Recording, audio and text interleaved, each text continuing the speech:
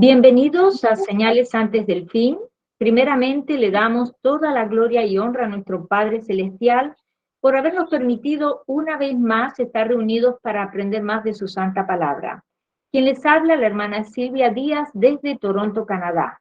Y hoy continuamos con nuestro estudio bíblico profético dirigido por nuestro hermano Estuardo Revolorio desde Guatemala, quien es parte de este hermoso ministerio Señales antes del fin. El tema del estudio para el día de hoy es el libro de Ruth y el marco profético para este tiempo. Antes de pasarle con nuestro hermano Estuardo, quiero mencionarles que tenemos canal de Telegram y canal de YouTube a nombre de Señales antes del fin y una página de Facebook a nombre del pastor Luis Alberto García, donde también estamos colocando nuestros links de Google Meet para que puedan participar en nuestros estudios bíblicos en vivo y donde también estamos poniendo mucha información actual. Le pedimos, por favor, que se suscriban y compartan los estudios bíblicos para que también sean de mucha bendición para otras vidas. Ahora sí, le damos la más cordial bienvenida desde Guatemala a nuestro hermano Estuardo Revolorio, quien también tiene un hermoso ministerio llamado Atalaya de Jehová, y que nos dará toda la información más adelante para que se suscriban a su página de Facebook y lo apoyemos en su ministerio. Bienvenido, hermano Estuardo, ya puede comenzar con este maravilloso estudio profético de la palabra de Dios. Gloria a Dios. Amén. Dios me los bendiga, amados hermanos, y a todos los futuros oyentes de esta enseñanza, ¿verdad? Doy gracias a Dios por el privilegio que me da de poder compartir la palabra, y a mi amado pastor y a mi hermana Silvia, que me dieron la oportunidad de poder compartirla en este ministerio Señales antes del fin. Es un ministerio que ha sido de bendición para mi vida y que nos pone en alerta cada momento, ¿verdad? A través de las noticias, a través de la palabra, para estar velando, ¿verdad? Como la escritura lo manda. Entonces, vamos a orar, amados hermanos, con la ayuda de Dios, para que Él sea que hable a través de esta historia muy importante a nuestra vida. Padre que estás en el cielo, gracias por un día más que nos regalaste a todos, gracias por tus bendiciones, gracias por tu palabra que no nos ha faltado, a pesar de nuestras faltas y errores que pudimos cometer en este día. Tú eres fiel a tu palabra, porque tu palabra dice, Señor, que no falsearás ni mudarás lo que ha salido de tus labios, dice. Te doy gracias, Señor, te pido que esta palabra caiga en estos corazones y produzca esa raíz y germine para dar fruto a su tiempo. En el nombre poderoso de Cristo Jesús. Amén. Bueno, amados hermanos, quiero compartir el libro de Ruth. ¿Verdad? No lo vamos a ver todo, sino que vamos a ver tal vez solamente el capítulo 1,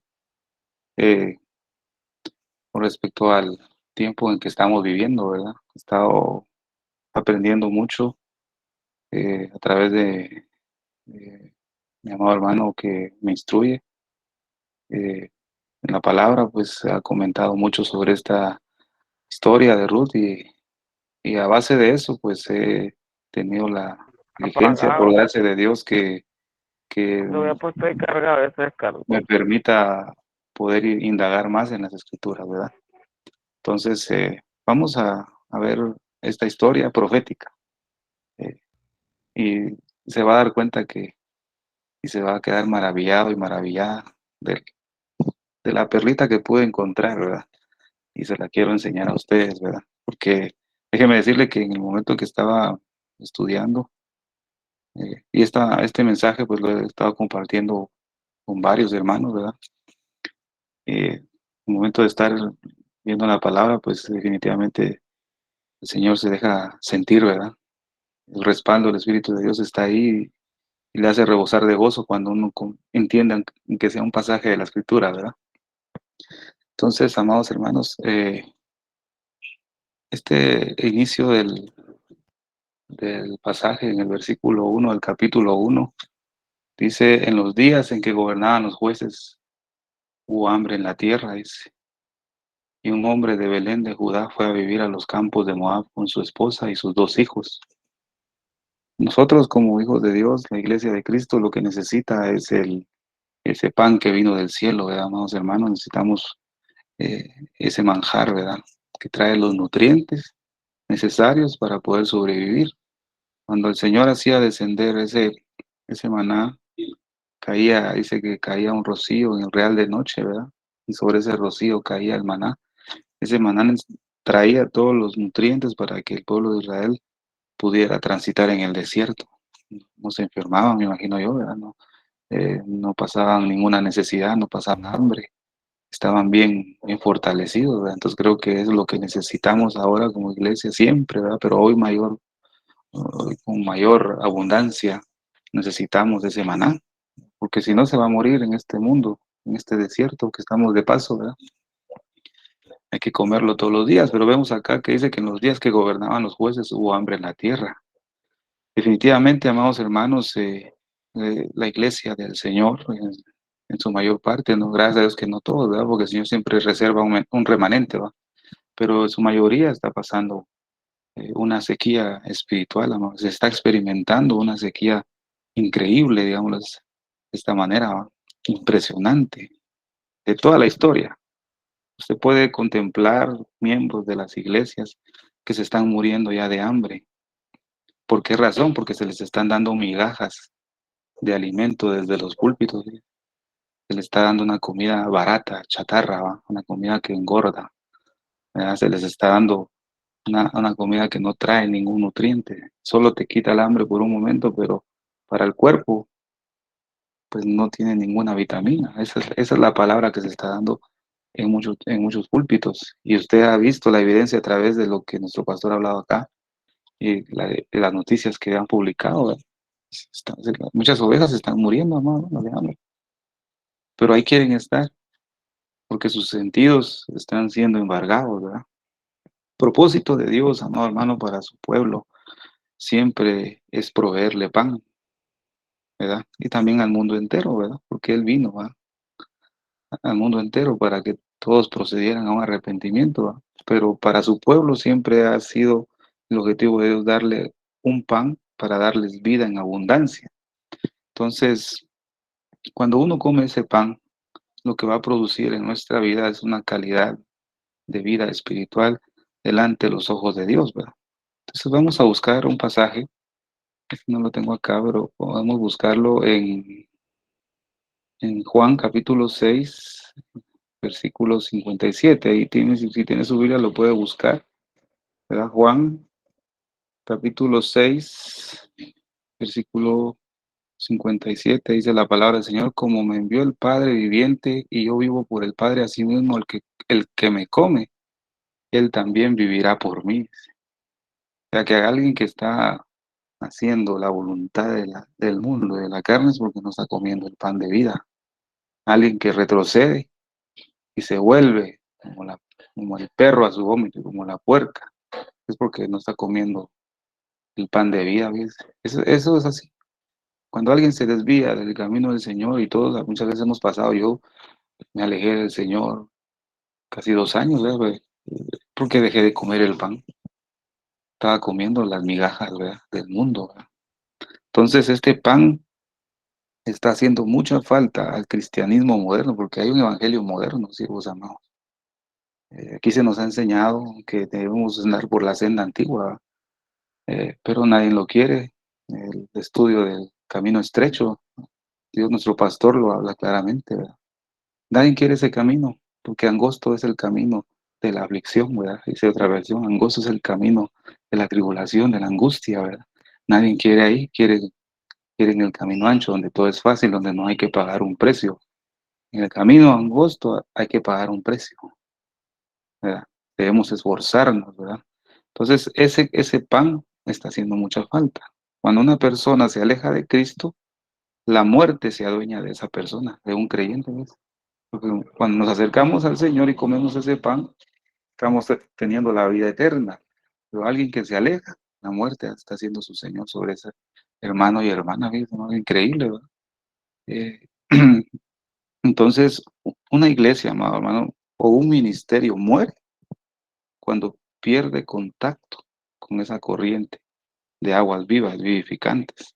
Por eso usted puede contemplar hoy que hay muchas iglesias muertas, hay muchos ministerios muertos, porque se han despegado de la comunión con el Padre. ¿Va? Démosle gloria a Dios, que gracias a Dios por su gracia Él nos ha protegido, nos ha guardado, nos tiene junto con Él, porque la Escritura dice en el libro de Cantares, atráeme en pos de ti y correremos. Dice. O sea, uno mismo no puede seguir al Señor. Él mismo, el Padre, dice, atráeme en pos de ti. O sea, Él nos va a atraer. Entonces, cuando Él nos atrae, nosotros corremos en pos de Él. ¿Verdad? Gloria a Dios por eso, ¿verdad? Entonces vemos que esta hambre no es producida, amado hermano, por el diablo, no es producida por ningún espíritu inmundo. Esta hambre es un juicio de Dios, fíjese, para su iglesia. Pero los juicios de Dios no son su ira ni su enojo en contra de nosotros. Los juicios de Dios es una muestra de amor para su pueblo aún. Fíjese. Entonces, esta hambre que está pasando es un juicio de Dios para quitarle todos los recursos terrenales a los que se han alejado y se vuelvan al Señor nuevamente. ¿Verdad? Por eso el rey Josafat dijo en una ocasión, yo ya no sé más qué hacer, pero hoy volvemos nuestros ojos a ti. Ya no sé nada, ya no sé qué hacer, amado. A veces usted ya no sabe ni qué hacer.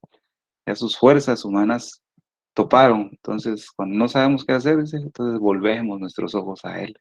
Entonces, el pobre, dice el libro de Job, no me sé la cita, no me acuerdo porque soy muy malo en eso, pero sí me sé el pasaje y usted lo puede buscar ahí.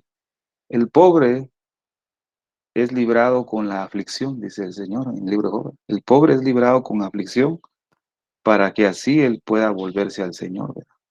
O su vista pueda volverse al Señor. O sea que cuando usted y yo, amado hermano, estamos afligidos a causa de nuestra negligencia, el Señor nos manda una aflicción, fíjese, una aflicción de amor, ¿verdad? Nos mete nos mete en problemas, en dificultades, pero esa aflicción lo que va a hacer es volvernos al Señor. Dios es maravilloso, ¿va? El libro de Job también dice, el hombre fue creado para la aflicción, fue hecho para la aflicción. Qué impresionante eso, ¿verdad? Entonces, esta hambre es producida por Dios. Vamos al libro de Amós, capítulo 8. Podemos buscarlo ahí, Amós, capítulo 8, versículo 11 y 12. He aquí vienen días, dice Jehová, el Señor, en los cuales enviaré hambre a la tierra. Esto es evidente hoy. No hambre de pan, dice, ni sed de agua, sino de oír la palabra de Jehová. E irán errantes de mar a mar, desde el norte hasta el oriente, discurrirán buscando la palabra de Jehová y no la hallarán. ¿Qué quiere decir esto? Usted lo puede ver claramente. En muchas iglesias como hay gente que llega, no toda, ¿verdad? Pero hay poca gente que llega a querer una palabra de Dios, un consuelo de parte de Dios. Cuando llega y se da cuenta que la palabra que están dando no la satisface, no llena el vacío que tiene su alma, se va para otra iglesia. Al no encontrarla ahí, se va para otra, porque no hay un pan, no, hermano, hay sequía en los púlpitos. Por eso dice aquí la escritura, irán errantes de mar a mar, irán de un lugar a otro, irán de un lugar a otro. ¿Por qué? Porque quieren buscar la palabra de Jehová y no la hallarán. Entonces el versículo 13 dice, en aquel tiempo las doncellas hermosas y los jóvenes desmayarán de sed. Impresionante esto, ¿verdad? Estos jóvenes y doncellas hablan de aquellos creyentes que llevan mucho tiempo pero están inmaduros todavía, en una adolescencia, en una juventud, no han agarrado seriedad lo que es el reino de Dios, entonces desmayarán. Hay un versículo que dice, los jóvenes flaquean y caen, ¿verdad? Y aún sus fuerzas desfallecerán, pero nuestro Dios va a multiplicar las fuerzas al que no tiene ninguna, dice la palabra del Señor, ¿verdad? Entonces vemos acá lo impresionante, amado, que este cristianismo moderno, ¿verdad? Lo que abunda es predicaciones o enseñanzas, que a ellos le llaman, entre comillas, nuevas revelaciones. Usted lo ha podido apreciar en estas enseñanzas que nos han dado aquí, ¿verdad? Y otros dicen que hay un avivamiento, ¿va? Ejemplo, lo que acabamos de ver, ¿va? Que hay un avivamiento aquí, hay un avivamiento allá, pero No existe un avivamiento cuando no hay un corazón perfecto, amado. Un corazón perfecto para Dios es algo muy importante, ¿verdad? Hemos compartido algunas enseñanzas de un corazón perfecto y un corazón perfecto es incuestionable, es íntegro, totalmente rendido a la obediencia al Señor. Para llegar a tener un corazón perfecto, tenemos que esforzarnos, ¿verdad? Entonces, dice el Señor ahí, cercano está Jehová a los quebrantados de corazón. Esto quiere decir que Dios no está cerca de todos, ¿verdad? Si usted tiene un corazón quebrantado, entonces cercano está Jehová. Pero si no hay un corazón quebrantado, olvídese que esté cerca del Señor. ¿Y qué es un corazón quebrantado? Un corazón quebrantado no es el que está llorando, no es el que está postrado gimiendo. Un corazón quebrantado es el que ha decidido cambiar su estilo de vida y reedificar las ruinas que han sido destruidas alrededor de nuestra vida y construir, ¿verdad? Conforme a la palabra, nuestra vida, ¿verdad? Entonces es un corazón quebrantado. Entonces sí, ahí va a estar cercano Jehová. Es que Dios es exigente, es celoso, ¿va? No crea, amado hermano, a un evangelio que te diga que, bueno, no importa cómo tú vengas, hayas pasado el día haciendo lo que se te dé la gana y venir a la iglesia y presentarte que Dios te va a aceptar hasta el lugar santísimo, olvídalo. Dios no va a dejar entrar a nadie hasta su lugar santísimo si apesta, ¿va? O hiede, o cosas así que tiene abominables en el corazón que Dios desagrada, ¿va? Entonces, por eso es que hay mucho pueblo del Señor desnutrido espiritualmente, ¿verdad? Y anda con esa pestilencia en su vida. Gloria al Señor. Entonces, ¿por qué razón digo que las iglesias están dando este evangelio que está dañando mucho al pueblo del Señor? ¿Por qué razón? Porque esta predicación que se está dando está llevando a la muerte a mucho pueblo del Señor hoy. Está provocando un alejamiento de muchos cristianos de las iglesias. ¿Por qué razón? Porque dentro de las iglesias, amor, si hubiera un avivamiento, fíjese, si hubiera un avivamiento, dentro de las iglesias no existieran adulterios, fornicaciones, chismes, contiendas, divisiones. Si existiera un avivamiento, no existiera eso, fíjese, porque un avivamiento derriba todas esas cosas del diablo y los echa fuera. Pero no, las iglesias han dejado entrar al pecado, fíjese. La iglesia en muchos lugares es tan parecida al mundo, por eso no tiene oposición. Una iglesia que no es parecida al mundo, se lo echa de enemigo, ¿verdad? Y va de acusar a modo que cierre. Pero una iglesia que deja entrar todo, pues el mundo está contento, ¿verdad? Porque son iguales, es como su hermano gemelo, ¿verdad? Y Dios dijo que nosotros seríamos aborrecidos por causa de su nombre. Si a ti y a mí no nos han aborrecido, entonces hay un problema con nosotros, fíjese. Si nos aborrecen, estamos bien.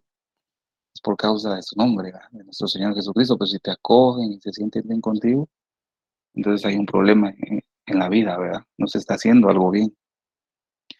¿Por qué en esas iglesias está así? Porque no hay confrontación al pecado, no hay confrontación. En este lugar, en este ministerio, se confronta el pecado, le duela a quien le duela, se vaya a quien se vaya, ¿verdad? Si se quiere quedar, gloria a Dios, va a vivir, va a estar saludable, pero hay muchos que no les gusta y se van, ¿verdad? Pero así es el Evangelio, ¿va? Jesús dijo, pues, si quieren ir ustedes con él, pues váyanse también, ¿va? Jesús no necesita nuestra vida, ¿no? Nosotros necesitamos de Él. Es el pan de vida, ¿verdad? Entonces, lo que hace falta es carbones encendidos, ¿verdad? En este tiempo tan peligroso, ¿verdad? En Jeremías capítulo 23, vamos a Jeremías, vamos a terminar la introducción para avanzar a lo que quiero dar. Jeremías 23, versículo 29, dice la palabra del Señor: no es mi palabra como fuego, dice Jehová, y como un martillo que quebranta la piedra. No es mi palabra. Palabra de Dios es como fuego. ¿Qué dijeron los que iban en el camino de Maús y nuestro Señor Jesucristo dice que les abrió las escrituras desde Moisés, los salmos y los profetas? Y cuando ellos estuvieron en la mesa con él y él se desapareció donde estaban ellos dijeron: no ardía nuestro corazón cuando nos citaba las escrituras. Amado hermano, si no te arde el corazón cuando te están dando una palabra que te confronte, porque la palabra te va a confrontar, te exhorta, te consuela, y te va a redarguir. En esas 3 porciones te tiene que arder el corazón. Pero si no te arde, hay un grave problema, ya sea en tu vida o en el que está predicando, ¿verdad? Porque lo que el Señor necesita son carbones encendidos, ¿verdad? Que luce nuestra boca. No es mi palabra como fuego, ¿verdad? Gloria al Señor. Entonces, este es un pensamiento, el lugar más cómodo y tranquilizador de la conciencia para esconderse de los ojos y de llameantes de un Dios santo es dentro de una iglesia muerta. En una iglesia muerta, los que están viviendo como se les da la gana, se sienten bien, ¿verdad? Contentos. Pero cuando se levanta un Juan Bautista, digamos, raza de víbora, imagínense esa predicación de Juan el Bautista, tremenda, ¿va? Es decir, que da duro, se van de la iglesia, ¿va? Ah, no, aquí muy legalistas, mejor me voy. Se van a otra iglesia muerta, porque eso es lo que necesitan, ¿verdad? Es lo con lo que más se alimentan. Hay muchos predicadores que se constituyen o- como fúnebres o funerarios, ¿verdad? En vez de traer vida, lo que te están dando es muerte, ¿verdad? En vez de ofrecerte a Cristo, te están dando palabras de ánimo, ¿verdad? Para tratar de calmar tu hambre, ¿ves? Esas predicaciones de ahora lo que tratan es calmar solamente el hambre, ¿verdad? En vez de traer vida, te traen solo un poquito de comodidad, pero a los días vas a tener hambre.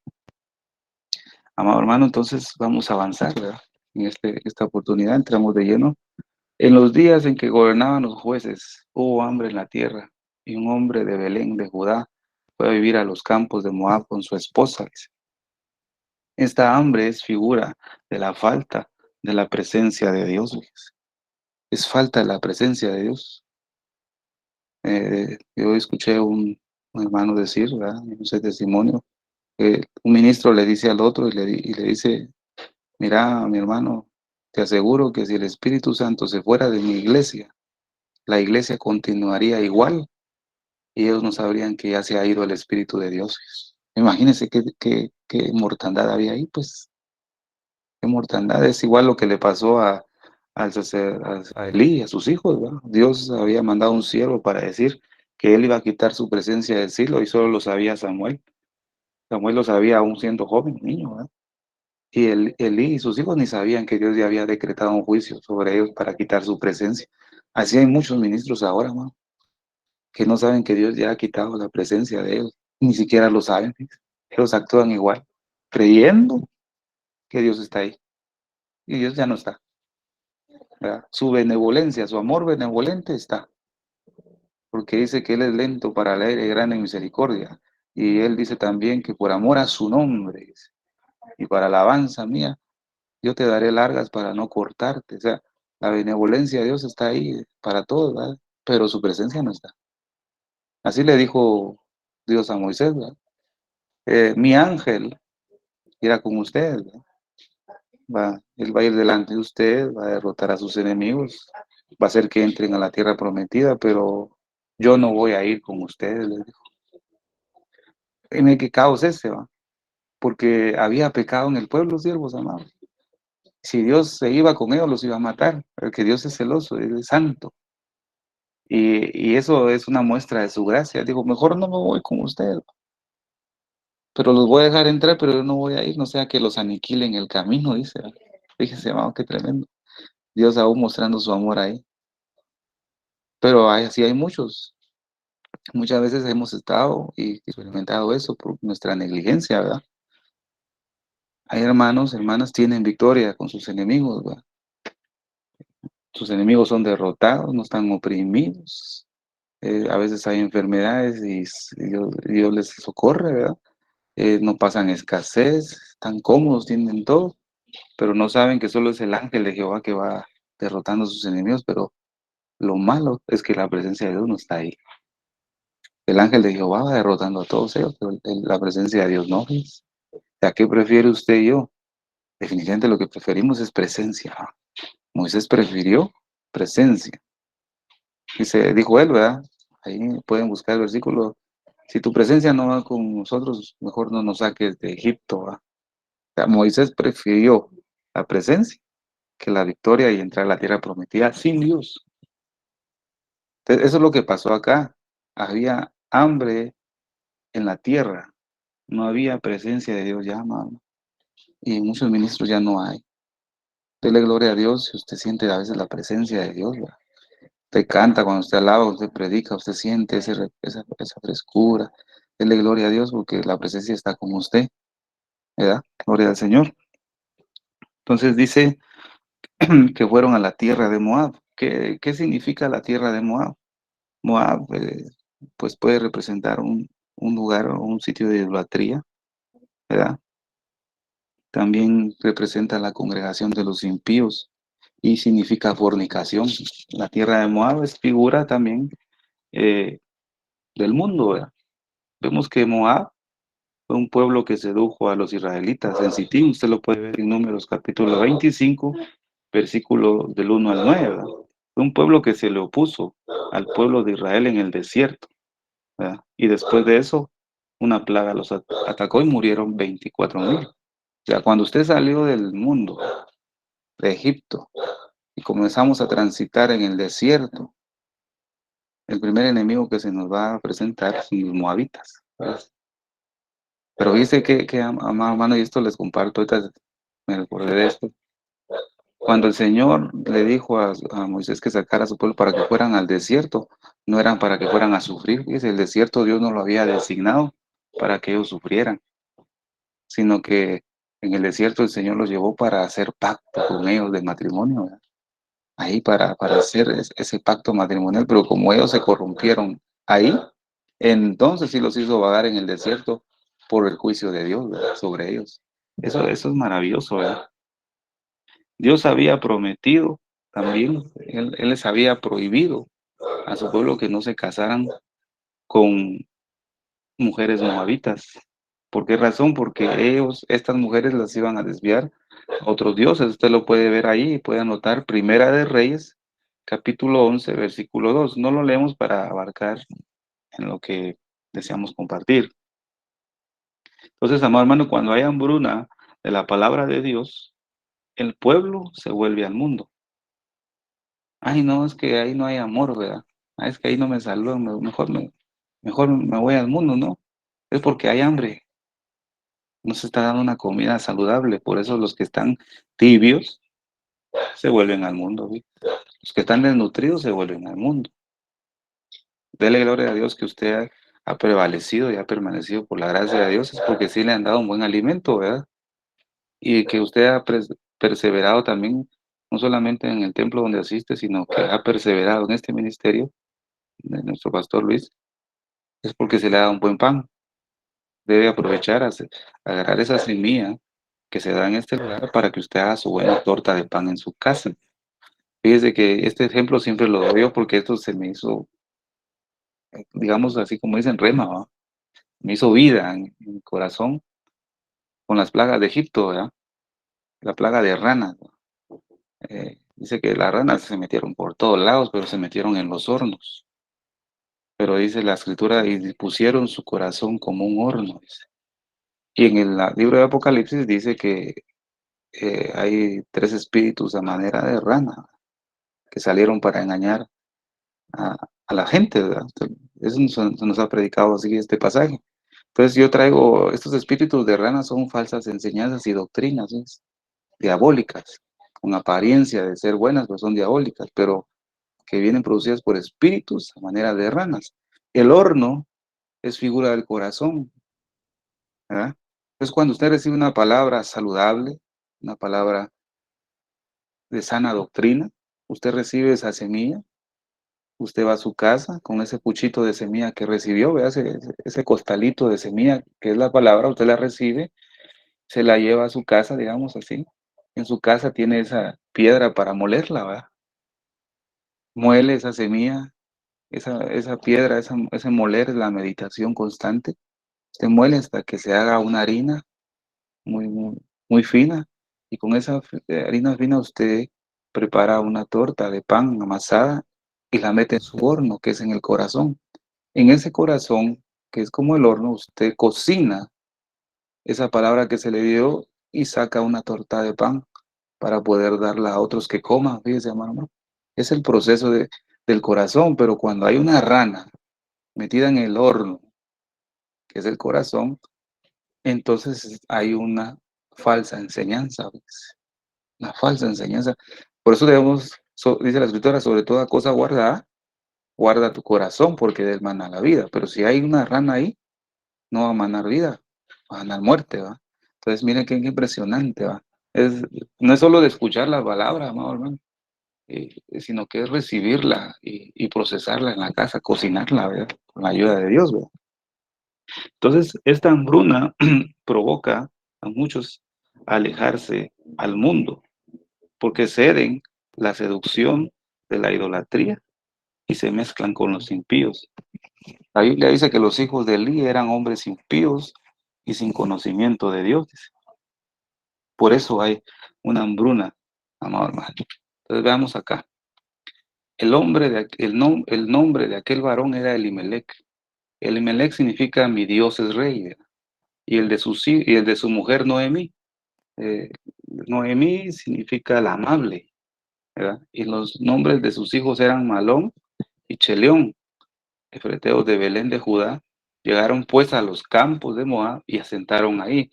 Ahora, el significado de los hijos: Malón significa enfermedad y Cheleón frágil, desmayo o aniquilación. Eso es lo que significan los nombres de los hijos de Elimelec. Ya sabemos qué es Moab, ya sabemos qué significa Elimelec y Noemí. Dice que ellos llegaron pues a los campos de Moab. ¿Dónde habitaron ellos? Ellos venían de Belén, de Judá. Belén significa casa del pan y Judá alabanza. Ellos habitaban en un lugar de avivamiento, digamos. De esa manera, un avivamiento. Había una alabanza, una adoración, pero había abundancia de pan, casa de pan. Pero el Señor había decretado un juicio de que iba a experimentar un hambre ahí. Entonces vemos que a Elimelec le faltó confianza en el Señor. Él se asustó, tuvo miedo, como cualquiera de nosotros nos da miedo muchas veces algunas noticias, ¿verdad? Y lo que hizo Elimelec, bueno, no, mejor vámonos y nos vamos a habitar la tierra de Moab. Se fue para Moab supuestamente a buscar alimento ahí. Y vemos que Elimelec era un hombre rico, que tenía todo. Pero lo dejó todo en Belén y se fue a habitar a Moab porque había esa hambruna. Entonces, ¿a qué voy con esto? ¿Y cómo lo relaciono yo con el tiempo en el que estamos viviendo? Mire, que Dios me ayude a explicarlo, ¿verdad? Y quiero compartírselo a usted para que usted lo saboree, amado hermano, y lo medite. Este versículo, del versículo 1 al capítulo 1, esto simboliza, amado hermano, la tragedia y la angustia de los judíos en la dispersión, fíjese, durante 1900 años. ¿Qué quiere decir esto? Que cuando el Señor decretó que si ellos, Deuteronomio 28, usted lo puede ver, si no guardan mis mandamientos, todas estas maldiciones te seguirán. Y una de las maldiciones era que ellos iban a ser esparcidos por toda la tierra a causa de la desobediencia. Entonces, Elimelec es figura del pueblo de Israel. A causa de la falta de fe en contra de la palabra, en contra de la ley de Dios, él fue exiliado para la tierra de Moab. Lo mismo con el pueblo del Señor, fíjense. A causa de esa angustia fueron dispersados, fueron extranjeros, fueron oprimidos y se quedaron sin patria. Elimelec llegó a Moab y él no tenía ningún derecho de hablar ahí, porque él era extranjero ahí, él no era moabita, junto con su familia. Esto es lo que vamos a desmenuzar un poquito aquí. Como decía, Elimelec no tenía derecho de nada, amado. Al igual que Israel, el pueblo judío que está regado por el mundo entero, en el tiempo que no había Estado de Israel, ellos no tenían ningún derecho, ni voz ni voto. ¿Ya? Ellos lo que estaban haciendo era sufrir, fíjese, amado hermano.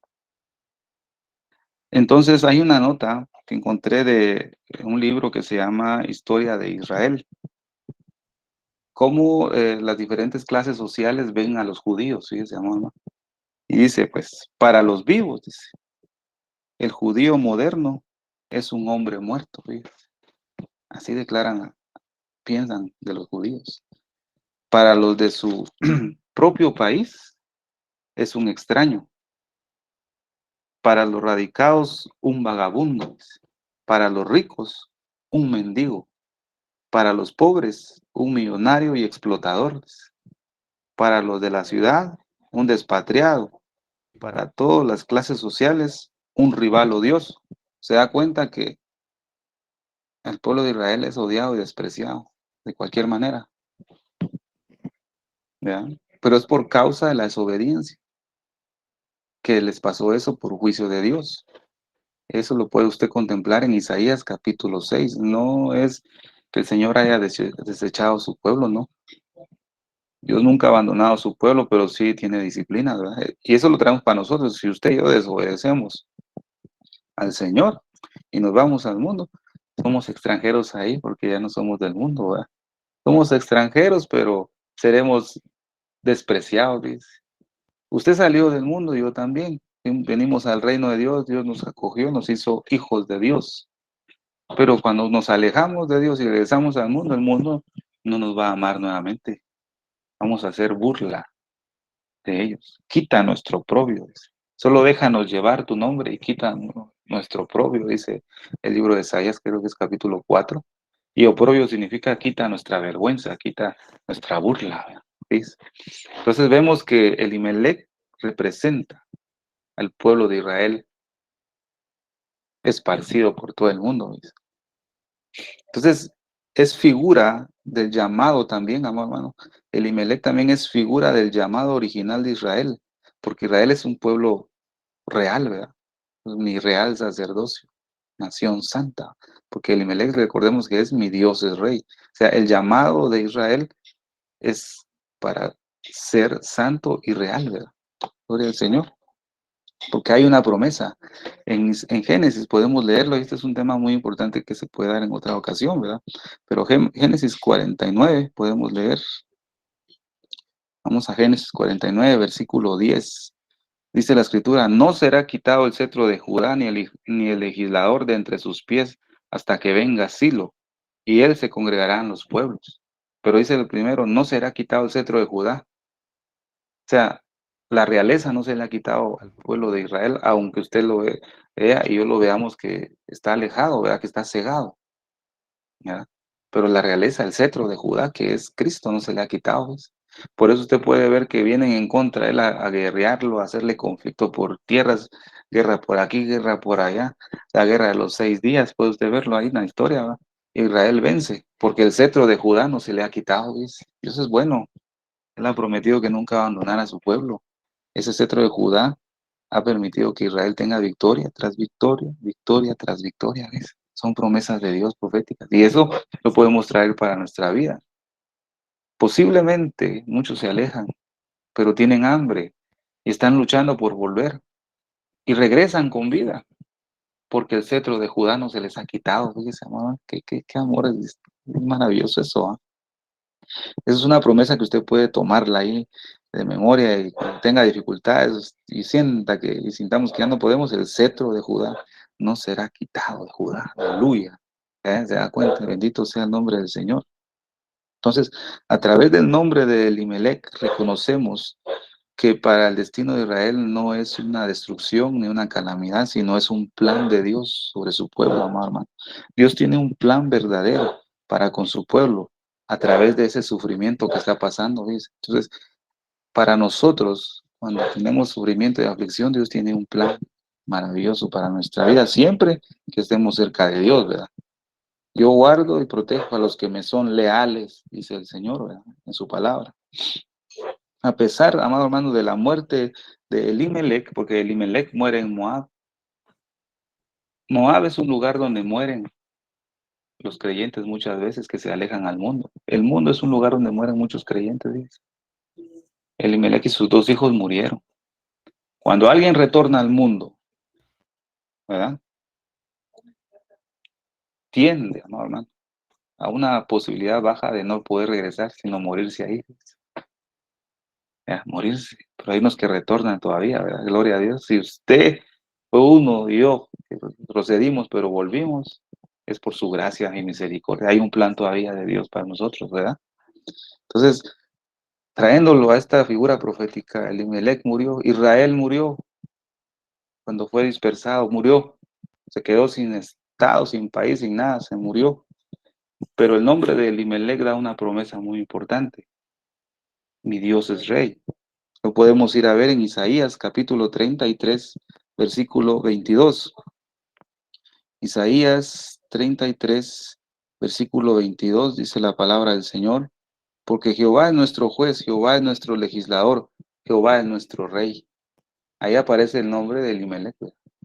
Jehová es nuestro rey. En Romanos capítulo 11, versículo 29, podemos ver también otra promesa de parte de Dios, porque irrevocable son los dones y el llamamiento de Dios. Dios llamó a Israel, lo eligió, es irrevocable, es irrevocable. Gloria a Dios por eso, ¿verdad? Entonces, Elimelec lo que nos muestra también es que Dios nunca abandonará a su pueblo. Las promesas que Él le hizo, las va a cumplir y las está cumpliendo poco a poco. Entonces, la muerte de Elimelec es la amarga, es la amarga necesidad de Israel en la dispersión que tiene todavía, ¿verdad? En la cual gran parte del pueblo de Dios, pueblo judío, ha muerto, y usted lo ha visto. Es que el versículo 1 abarca y el versículo 2 abarca la profecía de lo que Israel ha padecido a causa de eso, ¿ves? De la desobediencia. Malón y Kelión, que significa enfermedad y debilidad, señalan el destino de Israel en la dispersión. ¿Ves? Israel ha estado casi por 2000 años enfermo, débil y entregado a muerte. Eso es lo que quiere decir Elimelec y sus dos hijos. Israel en la dispersión lo han matado a muchos, ha estado débil y ha estado enfermo, fíjese, amor. Qué terrible eso, ¿verdad? Por desobedecer la palabra del Señor. Es terrible que nosotros seamos desobedientes, amor. O vas a estar o muerto, débil o enfermo, ¿verdad? Eso lo menciona cuando se imparte Santa Cena, ¿verdad? Siervos amados, ¿verdad? Que tomar, participar de la mesa indignamente, pues muere o débil o se enferma. Eso es lo que menciona, se da cuenta que la palabra de Dios, todo el Antiguo Testamento está explicado más claro en el Nuevo Testamento, ¿verdad? Solo es pedirle a Dios que nos ayude a comprender, ¿verdad? Pero Israel, la nación de Israel, los dispersados están así, están enfermos y débiles, pero muchos han muerto, usted lo puede ver. ¿Cuántos murieron en el holocausto, amado? ¿Cuántos han muerto así? ¿Cuántos judíos murieron? Ahí se cumple la palabra del nombre de Elimelec en su muerte, fíjese, en la tierra de Moab. Murieron muchos, han muerto muchos judíos, amado. Entonces, cuando los judíos volvieron a su tierra, ¿cuándo se fundó un Estado de Israel? Y todos lo sabemos, en 1948. Israel volvió a ser un pueblo, volvió a vivir. Pero vemos que la situación de Israel todavía no ha cambiado totalmente, ¿verdad? Y vamos a ver ahorita en dónde se cumple esta promesa, fíjese, amado hermano. Esto lo vamos a pasar.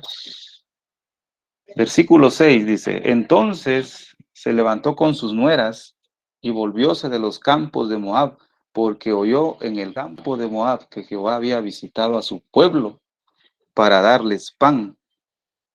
¿Qué representa Noemí? Noemí significa ¿qué habíamos dicho? Perdón, dice Noemí significa la amable, ¿verdad? Pero Noemí también es figura del pueblo de Israel que está vivo y que oyó que el Señor había visitado a su pueblo nuevamente con pan y está regresando a la nación de Israel, ¿ves? Todos los que están regresando ahorita a Israel son figura de Noemí. Dele gloria a Dios sobre eso, ¿ves?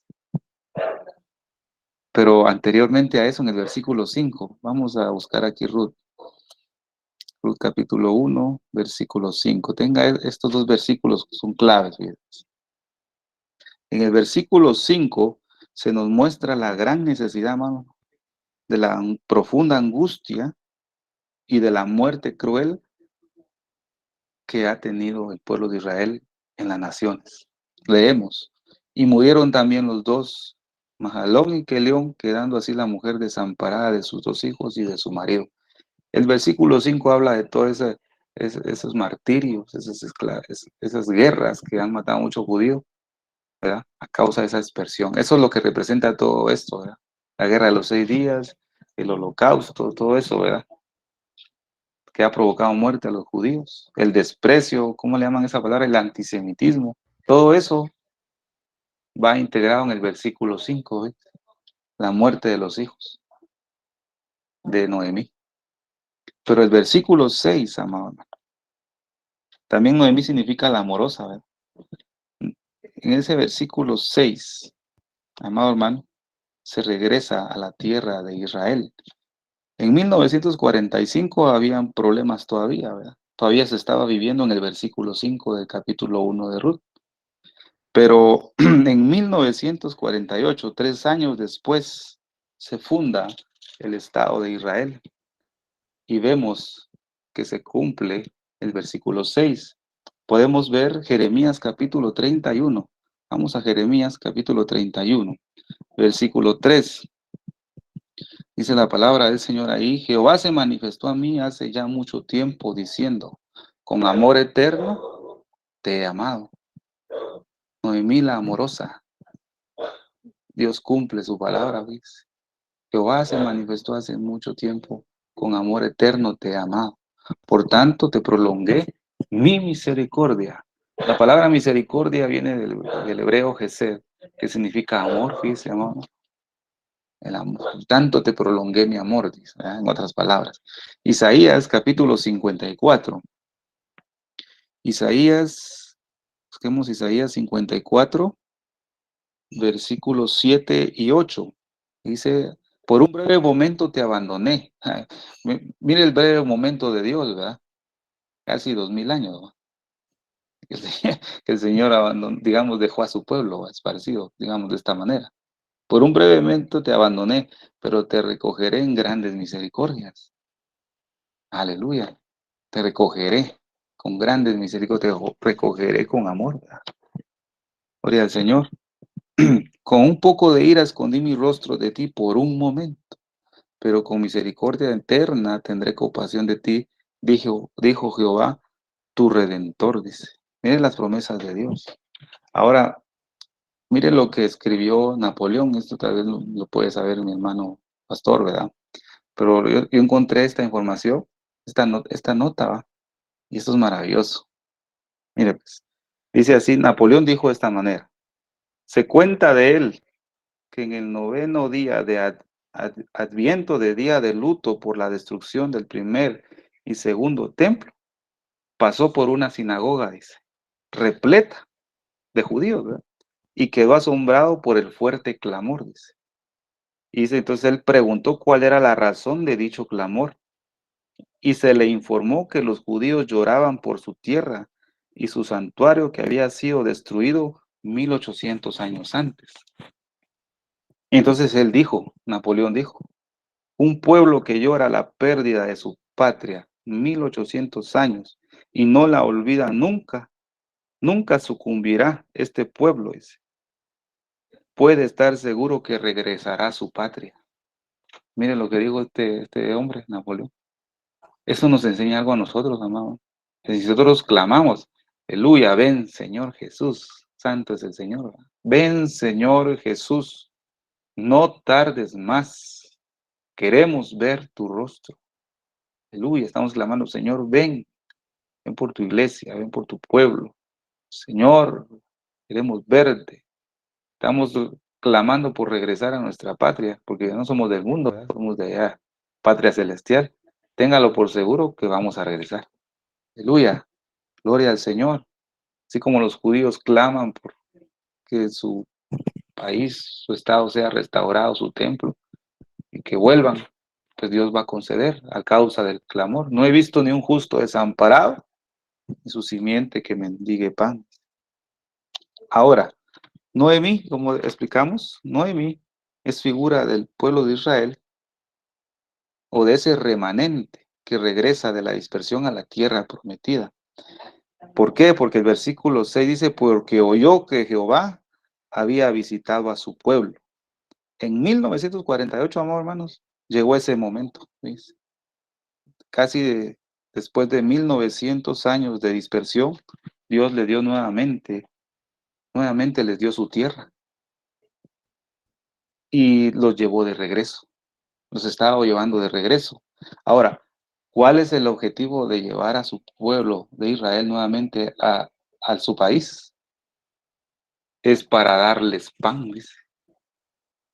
Dice aquí, ¿ves? Porque oyó que en el campo de Moab Jehová había visitado a su pueblo para darles pan. Amado hermano, traigamos a nuestra vida espiritual. Cuando alguien se aleja del Señor y escucha que en un lugar el Señor está visitando con pan, el Señor lo va a llevar de regreso. Él le va a dar el impulso, Él produce el querer como el hacer, dice la Escritura, ¿va? Entonces, este varón o la mujer que está alejado en Moab va a regresar de camino a Belén, pero no es para tener éxito, no es para que todo le salga bien, no es para que vaya a las naciones, no para que sea engrandecido, no, es para darles pan, es para que nos dé pan, es el objetivo de Dios para restaurar a su pueblo, es para darnos pan, porque el pan que Dios da es vida eterna. Entonces, los que están regresando al Estado de Israel es porque Dios está preparando de darles comida, su pan, el pan que vino del cielo, aquí, nuestro Mesías, amado hermano, nuestro Señor Jesucristo. ¿Y qué nos anuncia este versículo 6, amado hermano? Nos anuncia que nuestro Mesías va a venir otra vez. Gloria a Dios. Y eso es lo que se predica en este ministerio. El Señor vuelve, ¿verdad? Pero estamos viendo que el pueblo de Israel es el reloj profético. Ahora ya sabemos un poquito más por qué tenemos que tener en cuenta que Israel es el reloj profético basado en la Escritura. Porque el reloj sabemos que es el Estado de Israel, pero las agujas que dan los minutos y los segundos son los apóstoles y los profetas que el Señor dejó en la palabra. A esos tenemos que escuchar. ¿A quién? A Jeremías, a Ezequiel, a Moab, a Amós, Miqueas, Zacarías. A esos profetas nosotros confiadamente podemos escucharlos y recibir la palabra que dicen ahí. Así dice el Señor. No a esos, perdone la expresión que va a quedar grabado, pero no a esos vagos que están, como decía G. Ávila, esos son vagos, ¿verdad? Que andan diciendo cualquier palabrería que no alimenta, eso no, mejor escuchemos lo que los apóstoles que el Señor dejó aquí, Pedro, a Juan, aleluya, ¿verdad?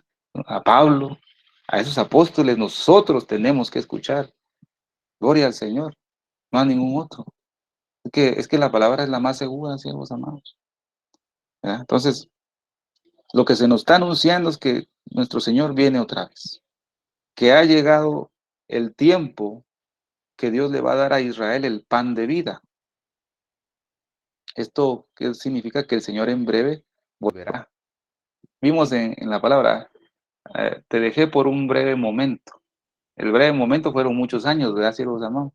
El Señor dice también, he aquí vengo en breve. Por eso nadie sabe el día y la hora. Pero sí podemos saber los tiempos y las estaciones de su venida a través de la palabra, pues, para que no te agarre como ladrón, porque no estás en tinieblas, sino estás en la luz. Pero si estás en Moab, estás en tinieblas, perdón, pero ahí en Moab no vas a saber nada, solo muerte. Pero si estamos en Belén de Judá, ahí sí, gloria al Señor, porque el ángel se le apareció a los pastores, ¿verdad? Para darle las buenas nuevas que el Mesías había nacido, pero fue en Belén, no fue en Moab, ¿verdad? En Belén, gloria a Dios, ahí debemos estar en la casa del pan, en el lugar de la alabanza, lugar de la adoración. Entonces, ¿cuál es esta plataforma profética, ves? O sea, desde 1948, amado hermano, nosotros hemos estado viviendo el versículo 6 del capítulo 1 de Ruth. Versículos, ahí estamos ahorita, fíjese, hermano, en el versículo 6. Ahí está la iglesia ahorita, transitando. Aleluya, gloria a Dios, ahí estamos, ¿ves? Porque oyó que en el campo de Moab Jehová ha visitado a su pueblo para darles pan. Ahí estamos, ¿ves? Y se va a dar cuenta por qué. Desde el versículo 6 se ha declarado el tiempo final. Por eso muchos, por ahí investigué que le llaman al libro de Ruth un libro apocalíptico también, ¿ves? Porque cuando usted estudia Ruth, usted estudia todos los profetas, estudia el Nuevo Testamento, Apocalipsis. Es impresionante eso, amado hermano, este libro tan pequeño se desarrolló, fíjese, el libro de Ruth se desarrolló en la era más oscura, al terminar los jueces, una era de una apostasía terrible. El Señor desarrolló esta historia. ¿Esto qué quiere decir? Como Ruth es moabita, es gentil, es figura de la iglesia, ¿verdad? Amado hermano, también. Y vos es nuestro Señor Jesucristo. Esa historia de amor se está desarrollando. Usted y yo como Ruth, aleluya. Nuestro Señor Jesucristo, esta historia se está desarrollando dentro de una apostasía terrible, ¿ves? Dentro de una apostasía, dentro de una oscuridad terrible. Por eso estamos transitando este tiempo final, ¿ves, hermano? Porque se está desarrollando una historia de amor entre nuestro amado y nosotros. Gloria a Dios, aleluya. Entonces, el versículo 6 se declara que son los últimos acontecimientos para los tiempos finales.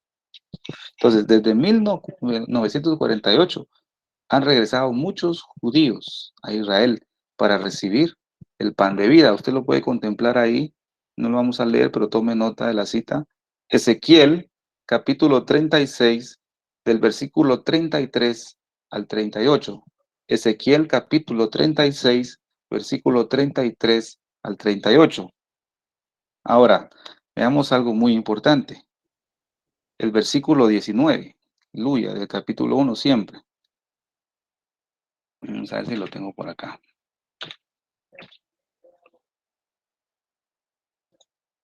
A ver.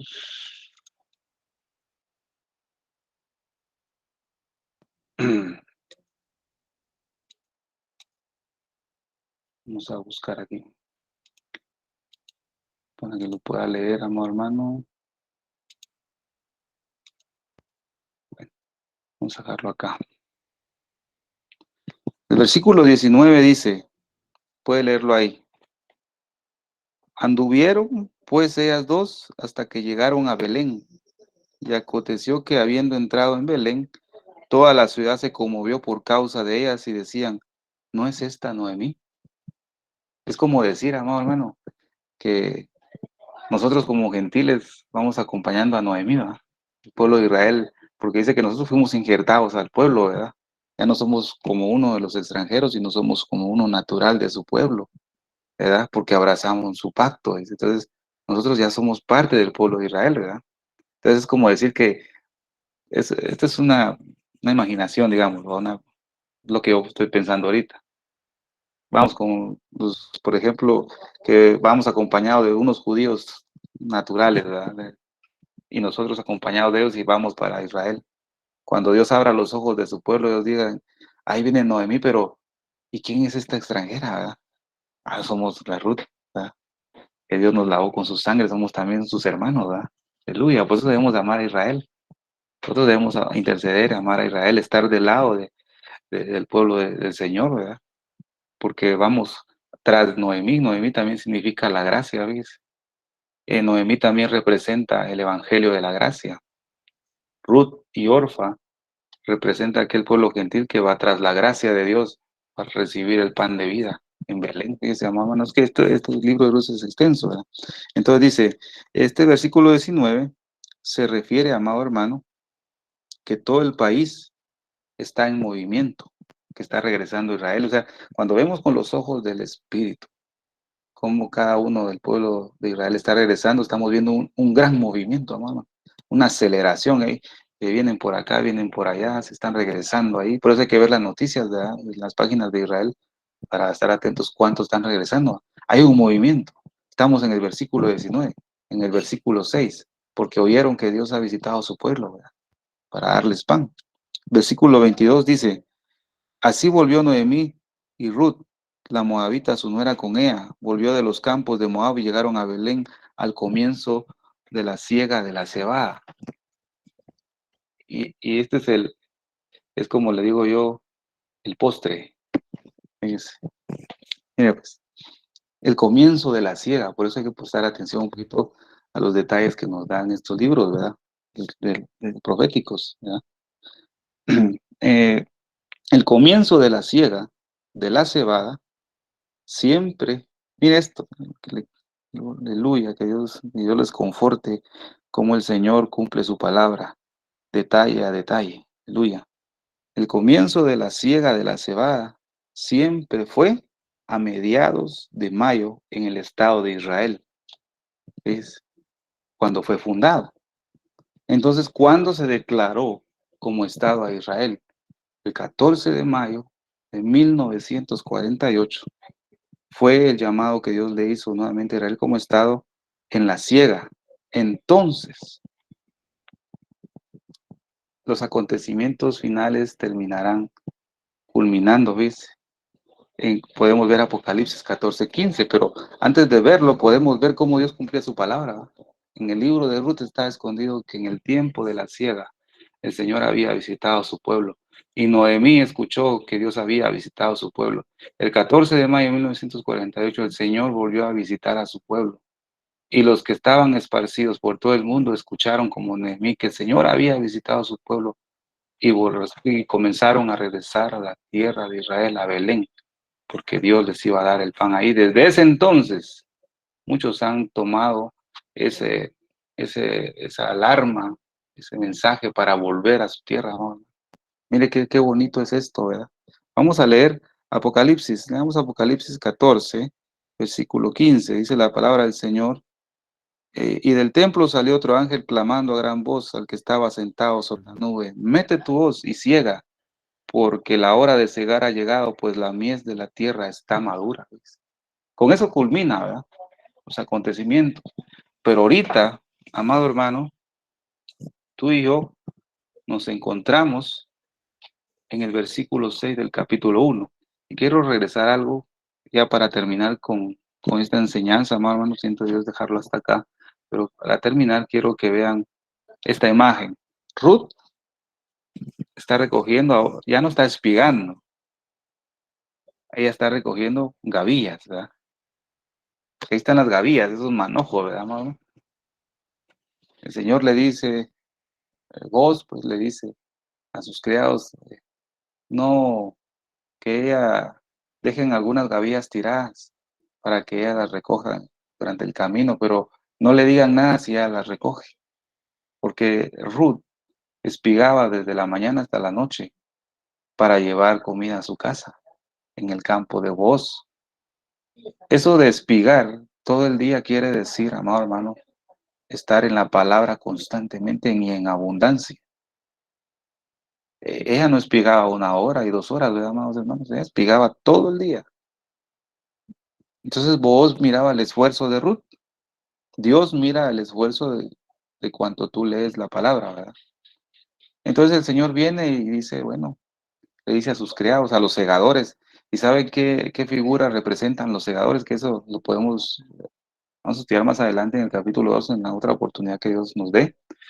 Pero los segadores del capítulo 2 de Ruth es figura de los profetas que tenemos en la palabra del Señor, ¿verdad? El Señor, el Booz le dice a los segadores, dejen unas gavillas tiradas ahí. Las gavillas, lo que representan, son revelación de la palabra del Señor. Dice la Escritura, clama a mí, Jeremías capítulo 33, ¿verdad? Clama a mí, y yo te responderé, y te enseñaré cosas grandes y ocultas que tú no conoces. Eso se refiere a revelación de la palabra. Entonces, la gavilla que Dios te va a dejar tirada ahí por sus segadores, no por casualidad, sino porque Él lo ha determinado, es porque como nos hemos esforzado un buen tiempo en espigar y en espigar y en espigar la palabra del Señor, bueno, denle en esta revelación, ¿verdad? Estás leyendo a algún profeta, ¡pum!, se te abre el entendimiento y comienzas a comprender un montón de cosas que estaban ocultas ahí. Es que el Señor, nuestro Señor Jesucristo, nuestro Booz, te dejó una gavilla para que tú la recogieras y la lleves con Noemí. Aleluya. Esa abundancia de comida, Ruth la llevaba con Noemí para darles de comer, y Noemí le contaba todo lo que le sucedía en el campo de Booz. ¿Eso qué quiere decir? Cuando el Señor te dé tu gavilla, porque te va a dar, ¿verdad? A todos les va a dar su gavilla en un momento dado, es para que tú la lleves a casa y tú puedas compartir con tu familia lo que Dios ha hecho físicamente. Ahora podemos traerlo espiritualmente también, ¿verdad? Con el pueblo de Israel. Dios te está dando revelación. De repente Dios te da la oportunidad de hablar con un judío, ¿verdad? Como ellos estaban por todo el mundo, ¿verdad? Vas a encontrarte a uno, le vas a darle esa revelación de esa gavilla que vos te dio. Entonces, amado hermano, como conclusión quiero decirles eh, el- con más seguridad que Israel es el reloj profético de Dios, que estamos viviendo el versículo 6, el capítulo 1 de Ruth, y que estamos en la temporada, como dice aquí, de la siega, ¿verdad? De la cebada, ¿no, hermano? Estamos viviendo eso. Entonces, démosle gloria a Dios porque Él está cumpliendo su palabra y que el cetro de Judá no será quitado de nuestras vidas. Que Dios me los bendiga y Dios me los guarde en esta noche. Amén. Gloria a Dios, gloria al Señor. Gracias, hermano Estuardo Revolodio, por este precioso mensaje de la palabra de Dios. Para aquellos que no han leído el libro de Ruth, se lo recomendamos. Es un libro precioso. Es una historia de amor, pero donde hay muchísimas enseñanzas. Hermanos, Cristo viene muy pronto y todos los eventos y profecías que se están cumpliendo nos indican que vivimos tiempos finales. Por eso es tan importante, es tiempo de buscarlo, de santificarnos, consagrarnos, porque Él es santo y sin santidad nadie le verá. Si aún no has invitado a Jesús a morar en tu corazón y quisieras invitarlo a tu vida, solo te pido que repitas esta oración conmigo. Señor Jesús, yo te acepto como mi único y suficiente Salvador de mi vida y de mi alma. Perdóname todo lo que te he ofendido en pensamiento, palabra y obra. Lávame y límpiame con tu preciosa sangre y escribe mi nombre en el libro de la vida. Séllame con tu Espíritu Santo, te lo pido, Padre Celestial, en el nombre de tu Hijo Jesús. Amén y amén. Gloria al Señor, le damos toda la gloria y la honra a nuestro Padre Celestial. Vamos a cerrar esta reunión. Para los hermanos que están en vivo, les pedimos que se queden porque va a haber un tiempo de preguntas y respuestas. Vamos a orar para despedirnos y poder cerrar esta grabación. Amén. Este precioso estudio de la palabra de Dios. Padre Celestial, al cerrar esta reunión, queremos darte toda la gloria y honra. Gracias por el tiempo que hemos tenido hoy de aprender más de tu santa palabra. Bendice a cada persona que se tomó el tiempo de reunirse aquí hoy y también por aquellas personas que van a ver esta grabación en diferido. Te pedimos que tu mano de protección sea sobre todos nosotros durante el resto de la semana. Gracias te damos por nuestro hermano Estuardo Revolorio. Continúalo bendiciéndolo y llenándolo más de tu sabiduría y continúalo usando para la gloria y la honra de tu nombre. En el nombre de Jesús te damos toda la gloria y la honra. Gracias, familia. Cristo viene. Preparémonos. El Señor está a las puertas. Todas las señales nos están mostrando que el Señor ya viene. Él ha prometido rescatarnos, sacarnos del medio de todo lo que viene. Por eso necesitamos, hermanos, leer la palabra, orar, vivir en santidad, consagrar nuestras vidas a Él, para poder ser dignos de escapar de este mundo, como lo dice Lucas, capítulo 21, verso 36. Que la paz de nuestro Señor Jesucristo sea con todos ustedes. Nos vemos el martes, si Dios lo permite y no ha venido antes. Un fuerte abrazo a la distancia y le damos toda la gloria y la honra a nuestro Padre Celestial. Gracias por habernos acompañado.